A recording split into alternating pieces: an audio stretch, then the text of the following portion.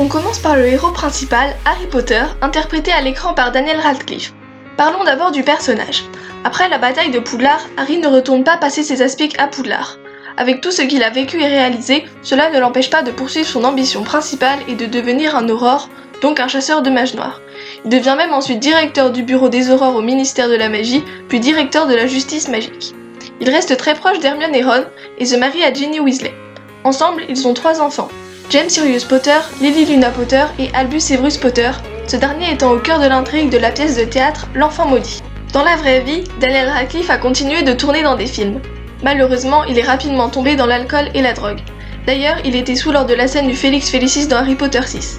En 2014, il a officiellement annoncé qu'il était guéri et qu'il ne consommait plus.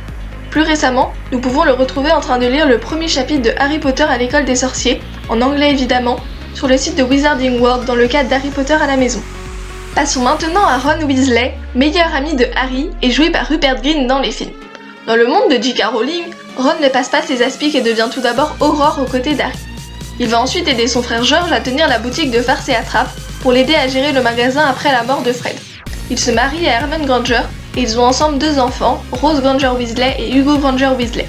Il reste très proche de Harry qui est maintenant son beau-frère car marié à sa sœur Ginny. Après la bataille de Poudlard, chaque héros du Golden Trio s'est vu attribuer une carte de Choco-Grenouille à son nom.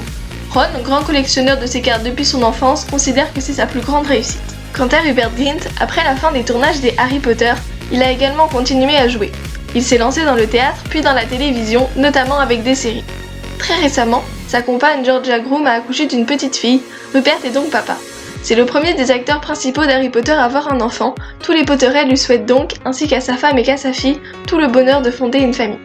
Passons maintenant à Hermione Granger, l'intelligente et courageuse amie de Ron et Harry, qui est interprétée par Emma Watson.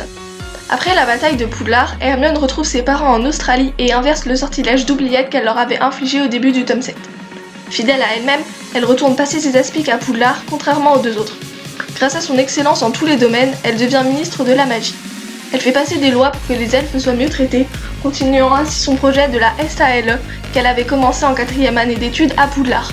Petit à petit, elle abolit également des lois sur la soi-disant supériorité des sangs purs et contribue à détruire les préjugés. Elle se marie à Ron Weasley et élève avec lui leurs 2 enfants, Rose et Hugo Granger Weasley.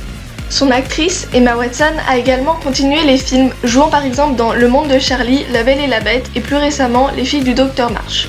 En 2014, elle sort diplômée de l'université Brown après ses études de littérature anglaise. Elle est très engagée dans l'égalité homme-femme. En juillet 2014, elle est nommée ambassadrice de bonne volonté à l'ONU. Elle participe à la campagne égalitaire He for She et dans le même cadre, lance également un club de lecture.